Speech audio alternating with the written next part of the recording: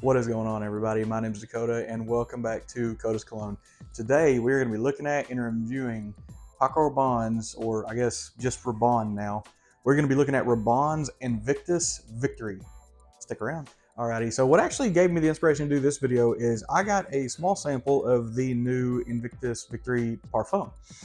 And it kind of made, I like to compare kind of where the line tends to go. And I've got the elixir there, I've got the original here, and just a little sample of the other one to try to figure out if I maybe want to further into a video on that one.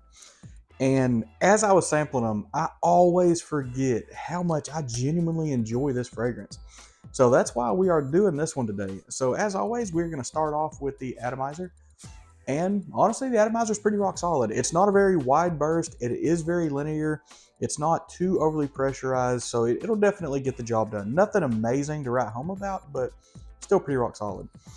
And one of the things you get when this first gets in the air is you get a little bite of some pink pepper. And another thing that I get is a little bit of a contrast note with some of the lavender. Now, lavender is a middle note in this, but when it first gets in the air, I feel like I get a little bit of citrus, a lot of that pink pepper, and a good chunk of that lavender too. And it turns into a beautiful blend of just a relaxing fragrance. All right, so what I'm going to do now is go ahead and put a couple there on the wrist. As this gets ground down, we're going to go over the bottle, we're going to go over the notes, and we'll be back in a second. Alrighty, and we're going to dive straight into these notes. The top notes on this are going to be pink pepper and lemon. And when you first spray this, it's not really, I don't pick up a whole lot of lemon, although I do get some citrus. The biggest thing I pick up is that pink pepper. It's very dominant in the initial spray. The middle notes on this are going to be obolanum and lavender.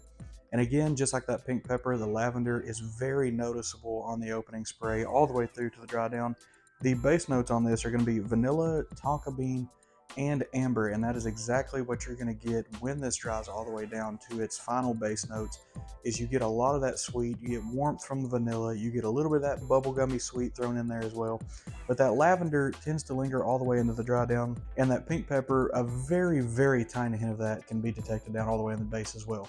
But that is going to get this wrapped up. Let me get y'all flipped back around. We'll get into the rest of it. Alrighty, and we are back. So I gave this one about 30 minutes to dry down. This one doesn't have the biggest of changes. The biggest thing that this one does is some of that lavender dries down, some of the pink pepper dries down, and this develops a very warm sweetness. And that's one of the things I love about it. This isn't a very complicated fragrance. There's not really a whole lot going on in here, but it's just warm. It's just a warm, solid, reliable fragrance that just does not stop working. To me, this has a beautiful warmth that has a very inviting nature to it. This would be an awesome date fragrance. It's got some amber in here. It's very warm. It's very sweet. There's a lot of that vanilla in the deeper dry down of this. And to me, this is just a rock solid fragrance. Like there's not really a whole lot you could complain about this fragrance. A lot of people more so complain about the bottle than the fragrance. A lot of people say these bottles are a little gimmicky. I don't mind gimmick as long as everything works good. I have several of these Invictus bottles. I've never had an atomizer break, fail, or anything like that. I don't know if I've gotten lucky or if they are just kind of reliable. Now, they do feel just a little bit cheap because this is just plastic over here. That's probably my biggest complaint about the whole thing is this is just, I feel like I would break these, unfortunately. I haven't broken one yet, so maybe they're more sturdy than I'm giving them credit for, but just I don't like that plastic. Let's get into the price, availability, and performance of this. Price-wise, you can pick this up off discounters for about that $80 range, and that's for the 100 mil. Retail is going to be $130, $140, just depends on the store. Availability, every place is going to have this. Most discounters are going to have this. Definitely most stores are going to have this, if not all of them. And performance-wise, this one kind of surprised me a little bit. Compared to some of the other Invictuses I have, this one is a top-tier performer. I would dare say that this either competes with or maybe even outperforms the Elixir version of this, just because for some reason something on this really, really lingers on my skin.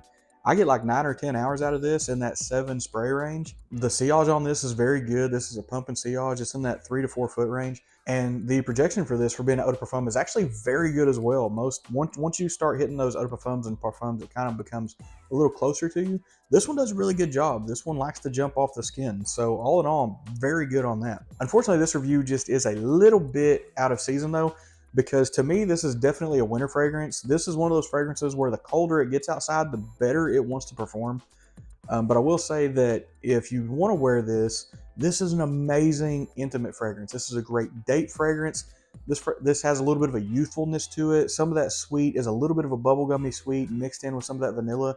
So this kind of has like a wide age range where you could wear this because It's youthful, but it's also got some of that vanilla to make it, to me, kind of matures it up just a little bit. This is so pretty much anybody could wear this, but the most time I'm going to wear this is going to be the winter or for dates is the two specifics where I would reach for this the most. So if I had to give this an overall rating right now, I would give it a 9 out of 10.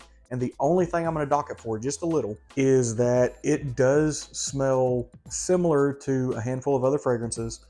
Even though this one, even though the other fragrances I'm kind of comparing it to, this one is the cheaper of the few.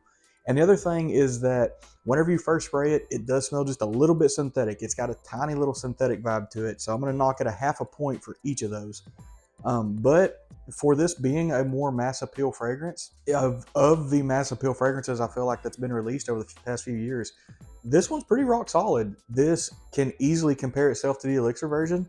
And I can't wait to kind of compare and contrast more with the new Parfum version. That might be a video I do later, but we ain't talking about that one right now. Yeah, all in all, this to me is a rock solid fragrance that you can't really go wrong with. In my book, this would be a pretty safe buy for pretty much anybody. The only hard time you're gonna have is when it gets really hot outside.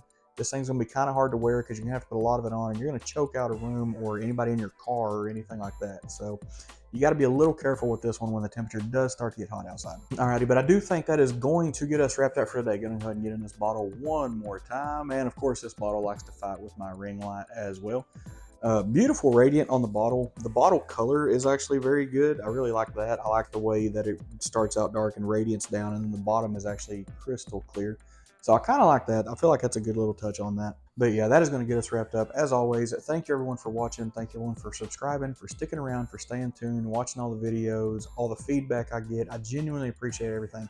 So thank you for that. And as always, thank you everyone for watching, and we'll see you next time.